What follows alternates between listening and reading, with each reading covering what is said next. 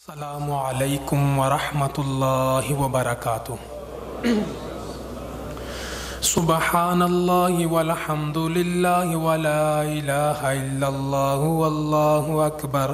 سبحان اللہ والحمد للہ ولا الہ الا اللہ واللہ اکبر۔ سبحان اللہ والحمد للہ ولا الہ الا اللہ واللہ اکبر۔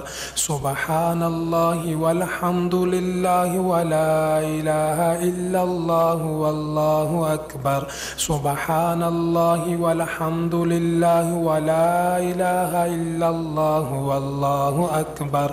سبحان اللہ والحمد للہ ولا الہ الا اللہ واللہ اکبر۔ سبحان اللہ والحمد للہ ولا الہ الا اللہ واللہ اکبر۔ سبحان اللہ والحمد للہ ولا الہ الا اللہ۔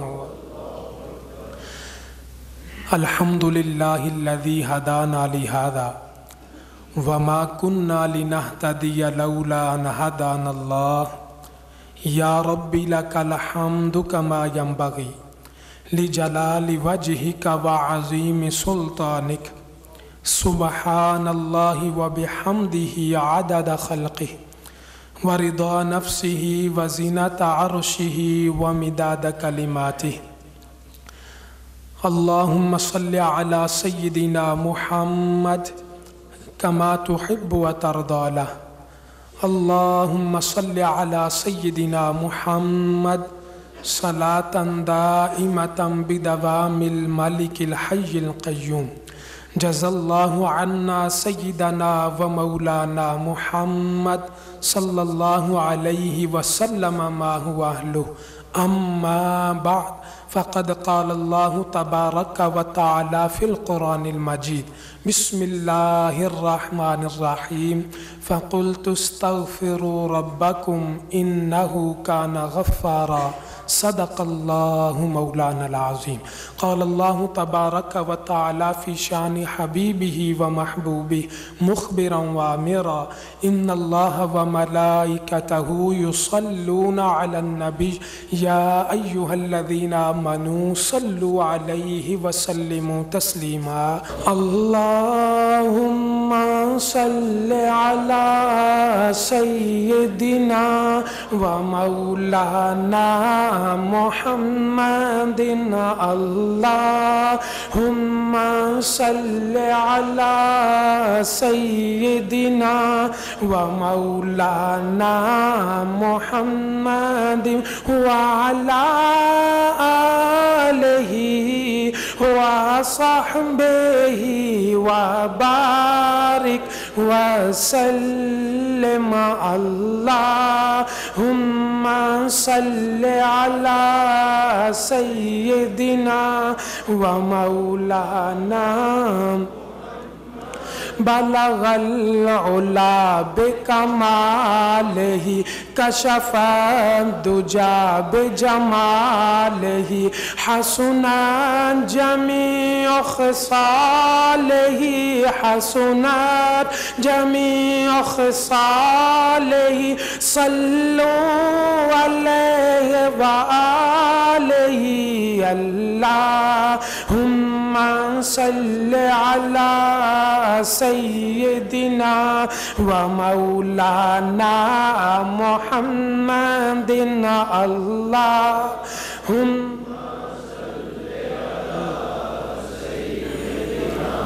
و مولانا۔ نہایت ہی معزز و محترم، عزت مآب، لائق ست تکریم سامعین کرام، پاک پروردگار جل وعلا کا لاکھوں مرتبہ شکر ہے، اس نے ہماری زندگی میں یہ ایک اور جمعہ عطا فرمایا اور ہمیں پہلے وقت میں آ کے جمعہ پڑھنے کی سعادت عطا فرمائی۔ ارحم الراحمین زندگی بھر کے پڑھے جمعے اپنی پاک بارگاہ میں قبول فرمائے۔ ان جمعوں کی برکت سے دونوں جہانوں کی محتاجی سے محفوظ فرمائے، دونوں جہانوں کی نعمتیں برکتیں سعادتیں عطا فرمائے۔ ارحم الراحمین ہم تمام کو مستجاب الدعوات فرمائے، آخری سانس تک رکوع و سجود کے ساتھ نمازیں اور جمعے پڑھنے کی سعادت عطا فرمائے۔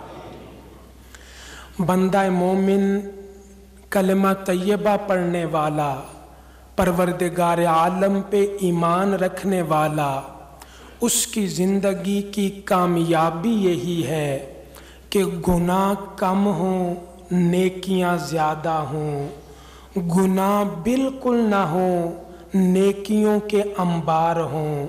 جتنے گناہ کم ہوں گے، ختم ہوں گے، اللہ تعالیٰ دنیا میں بھی برکت عطا کرے گا، پروردگار عالم آخرت میں بھی اسے انعام و اکرام عطا کرے گا۔ نیکیاں یہ رزق کو لاتی ہیں، خوشیوں کو لے کے آتی ہیں، زندگی میں آسانیاں لاتی ہیں، زندگی میں برکتیں لاتی ہیں، جبکہ گناہ وبال لے کے آتے ہیں، گناہ بے برکتی لے کے آتے ہیں۔ ان بے برکتی اور وبال کی وجہ سے بندے کا رزق کم ہو جاتا ہے، بندے کی زندگی تنگ ہو جاتی ہے، معاملات میں رکاوٹیں آ جاتی ہیں۔ قرآن پاک میں بھی اس کا ذکر فرمایا گیا کہ جو کوئی مصیبت، تکلیف، پریشانی بندے کو پہنچتی ہے، یہ اس کا اپنا وہ عمل ہوتا ہے، گناہوں کے سبب اس پر یہ تنگیاں، پریشانیاں آ جاتی ہیں۔ اللہ کریم ہم تمام کے صغیرہ کبیرہ اگلے پچھلے سارے گناہ معاف فرمائے۔ گناہوں سے بچنے کا ذہن ہونا چاہیے، گناہوں سے بچتے رہنا چاہیے۔ فی زمانہ حالات بگڑ گئے، گناہوں کے مواقع زیادہ ہو گئے، گھر گھر میں گناہ کے مواقع ہیں، عام انسان بچ نہیں سکتا، جتنی بھی احتیاط کرے۔ ہمارا نظام، ماحول ایسا ہے، گناہوں سے بچنا بڑا مشکل ہو گیا ہے۔ تو کیا کرے؟ گناہ ہو گئے اب افسوس کرے، گناہ ہو گئے پریشان رہے۔ پیارے آقا صلی اللہ تعالی علیہ وسلم جو دین لے کے آئے، اس دین میں یہ رہنمائی موجود ہے، اے ایمان والے، اگر گناہ ہو گئے، غلطی ہو گئی، نافرمانی ہو گئی، معصیت ہو گئی، کسی قسم کی کوئی کوتاہی ہو گئی، فوراً سے پہلے اللہ کے حضور استغفار کرو، گناہوں کی معافی مانگو۔ ادھر بندہ استغفار کرتا ہے، گناہوں کی معافی چاہتا ہے، اللہ تعالیٰ استغفار کرنے کی وجہ سے بندے کے گناہوں کو معاف فرما دیتا ہے۔ ہمارے دین میں بار بار تاکید کی گئی، گناہوں سے بچنے کا ذہن ہے اور استغفار کا حکم ہے، بار بار کہا گیا استغفار کیا جائے، استغفار کیا جائے۔ حضرت سیدنا امام مالک رحمت اللہ تعالی علیہ جو محدث مدینہ بھی ہے، آپ نے امام شافعی کو بلایا اور بلا کے فرمایا، شافعی میرا آخری وقت ہے، میں تجھے نصیحت کرتا ہوں، وصیت کرتا ہوں۔ جی حضور فرمائیے، آپ کیا فرماتے ہیں؟ امام مالک نے فرمایا، میں دیکھ رہا ہوں تیرے دل کو اللہ کریم نے روشن فرما دیا، اپنا نور داخل کر دیا، تیرا دل منور ہے۔ اب میں مالک تجھے نصیحت کرتا ہوں، گناہ کر کے اس نور کو ضائع نہ کر دینا، تاریکی نہ کر دینا، اس نور کی حفاظت کرنا، نور کا خیال کرنا۔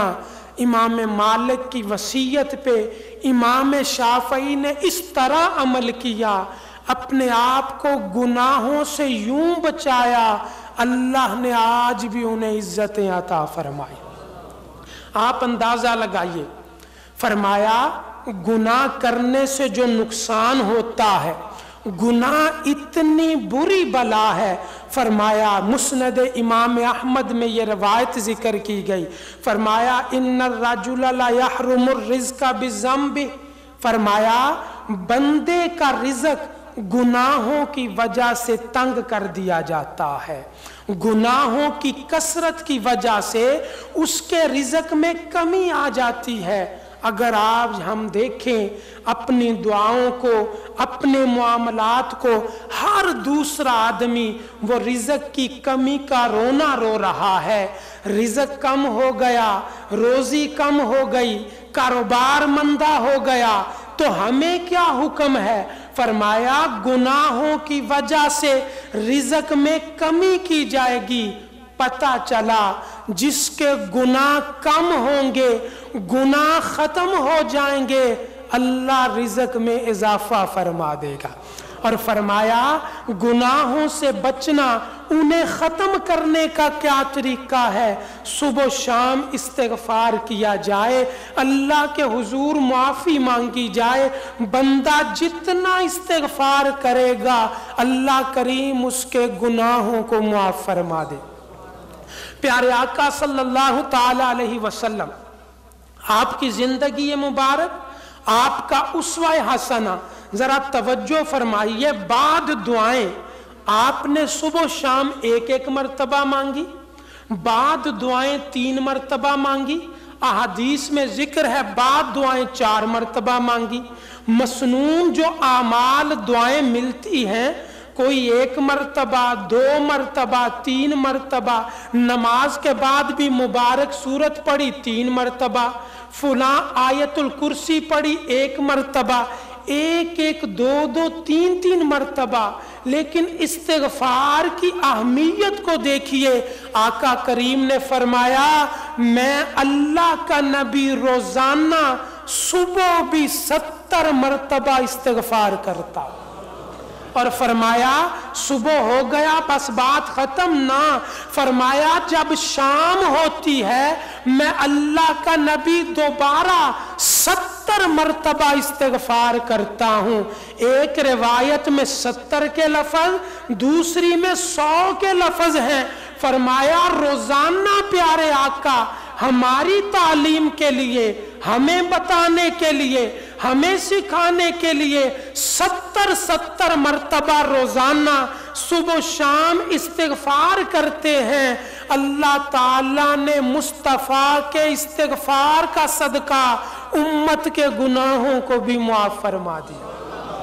ہمیں یہ حکم ہے ہم بھی استغفار کریں، لازمی کریں، صبح استغفار کریں، شام استغفار کریں۔ آپ دیکھیے تو صحیح، تھوڑا سا اگر غور فرمائیں، واش روم سے ہم نکلتے ہیں 5 مرتبہ 6 مرتبہ، واش روم سے جب بھی نکلے مسنون دعا کے الفاظ کیا ہیں؟ غفرانک الحمدللہ الذی اذھب عنی العذا وعافانی۔